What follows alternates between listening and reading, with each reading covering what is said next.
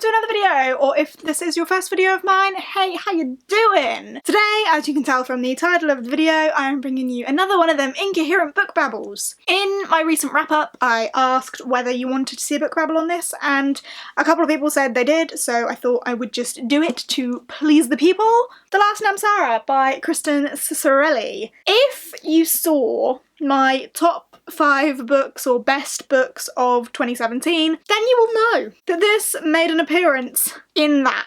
So that should immediately let you know what I thought of this. It's thought of highly in my mind. I really enjoyed it. So just for an overview, I loved it a lot. I got a copy of this in a Fairy Loot box, but if you're familiar with the Fairy Loot box that it came in, you'll notice that this is the gold cover, not the silver cover, because I had already bought it for myself in the original cover, and then Fairy Loot came out with the exclusive silver one in their box. So I have 2 copies, which will probably tell you that I was excited for this anyway. Like, even if it wasn't going to come in a box, I had bought it, I was prepped for it, I wanted to read it. So I have 2 copies. That means I don't need 2 copies, so I will be doing a giveaway for the silver copy because I've read this one. I have pinched the signed book plate to put into my copy, but I will be giving away the silver cover copy. Here it is. I will be giving this away on Instagram at some point, so keep your eyes peeled on my Instagram if you want to be in with a chance of grabbing this exclusive silver cover. Anyway, back to me. Yeah, I was super excited to read this, and Jess obviously got the Fairy Loot box as well, and me and Jess buddy read quite a lot together. If you didn't already know, this is Jess from no longer Between the Lines. She's changed her name, she's now A Tale of Tomes, and she is gonna make a comeback. So we buddy read this together, and it was amazing. I loved it. So to give you like an overview of what this is about, like the blurb on the back tells you quite a lot. Destroyer, Deathbringer, Dragon Slayer, I am more weapon than girl. So this is told, is it from Asha's perspective? No, it's third person, but we follow Asha, and she is her kingdom's Iskari, and her namesake, the original Iskari, is like a god of death and destruction and all things bad, and the Iskari is the sister of the Namsara, who is the god of life and light and all things good.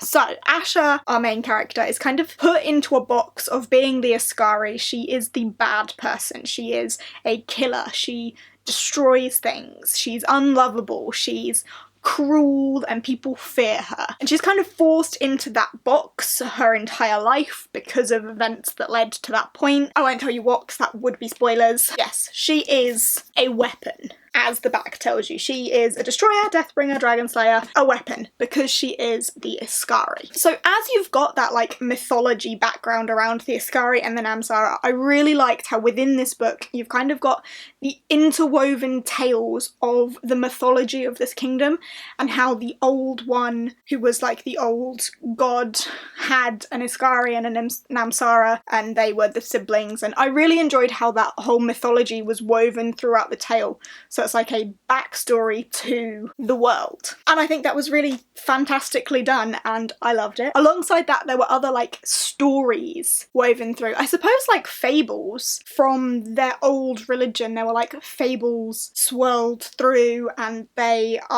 fables are kind of what like connect them with the dragons, because like, did I mention dragons? She's a dragon slayer. There are dragons, like lots of dragons. And along with these dragons, there is a kingdom in peril. Stuff isn't going quite to plan. Nothing ever does in these novels though, does it?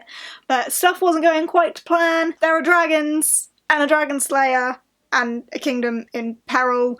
And I suppose, I don't want to like give too much away, but there is like some conflict in who's the good guy, who's the bad guy sort of thing going on here. There's some unreliable characters, but I won't delve too much into that because I don't want to give anything away. So yeah, that's kind of loosely what this tale is about. Asha, our Iskari, a dragon slayer, her kingdom is in peril, and there is some serious like character development throughout this book. Asha in the beginning and Asha in the end, like development, intense character development, and I thoroughly enjoyed it, and feel things about this book and these characters, and cannot wait for the second one. I've popped some bullets down over here. I actually took notes in preparation for this incoherent book babble. That doesn't mean that this is going to be any less incoherent than usual though, but I will just go through my points for you. The writing style was incredibly enjoyable. It was easy to follow. As I said, it was third person. I enjoy books written in third person usually more than I do first person, and I don't think I've ever read anything in second person. But third person I tend to enjoy more anyway, but I enjoyed the book and the way it was written. As I said, there was that interwoven mythology, and I think that was expertly done.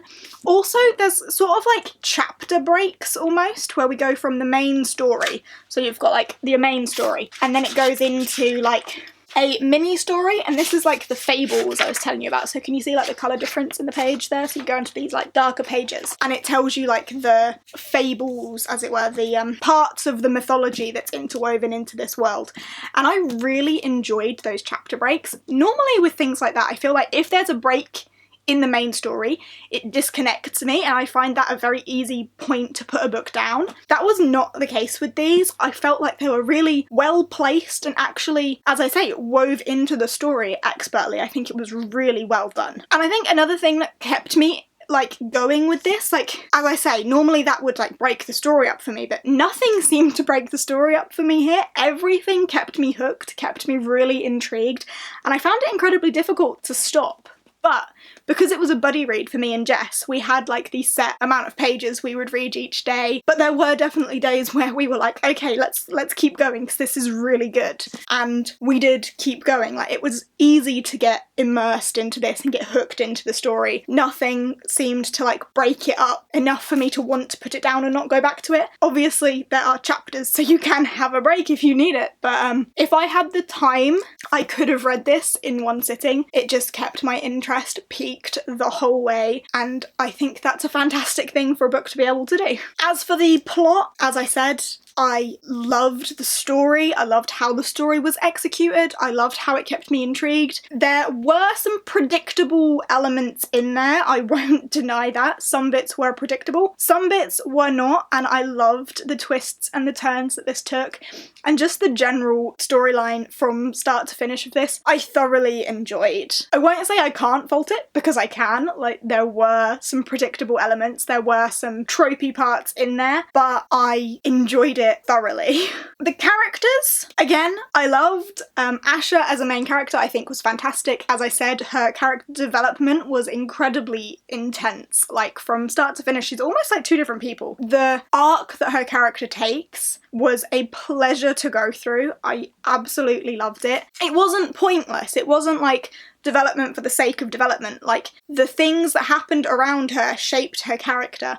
And I think, again, it was just really well done. Alongside Asha, you've got the male protagonist in there as well, who is her love interest. He was great. I enjoyed his character. The romance is kind of where things got a little bit tropey. It wasn't necessarily a love triangle, but there was like bad guy, good guy fighting over main female protagonist sort of thing going on, so it was a bit tropey in that sense. If you're not into that sort of love, it's not even a V, because yeah, if you're into that sort of love triangle thing, then great. If you're not into it at all, then maybe steer clear. I always kind of consider myself to not be into that, but I enjoyed it in here. The main love interest, I was like on that ship for them, so it didn't bother me too much that it was slightly tropey, because, you know, it was bad guy, good guy. Your main female knew what she wanted, so it wasn't like a who does she go for sort of thing.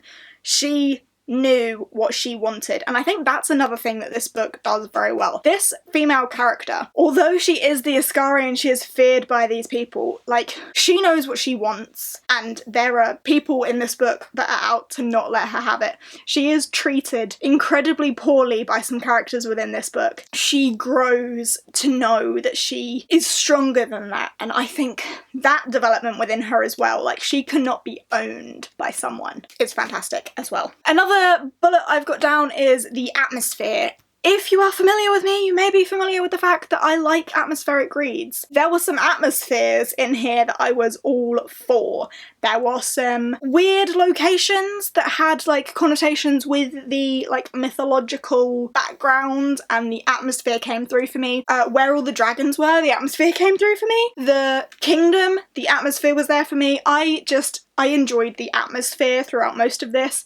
I am an atmospheric person when it comes to books, and the atmosphere didn't let me down in this book. On a whole, I just really enjoyed it. Like, yes, I can fault it. There are flaws there. There are tropey elements. There was one line in it that made me cringe. I have mentioned this in my wrap-up and my top books of the year. There was the famous cringy line of she let out a breath she didn't know she was holding. At that point, I did kind of go, ugh. You were doing so well.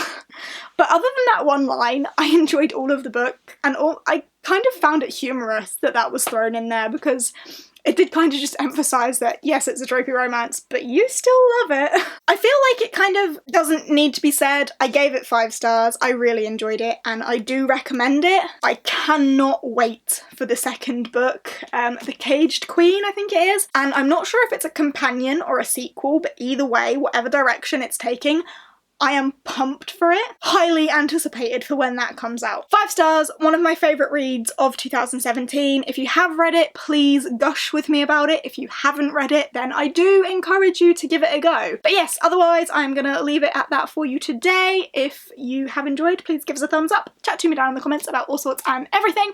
If you aren't subscribed and fancy subscribing, I'm always eternally grateful for that. I upload every Sunday and Wednesday and some odd days in between if I'm feeling generous. And I will see you next time. Bye!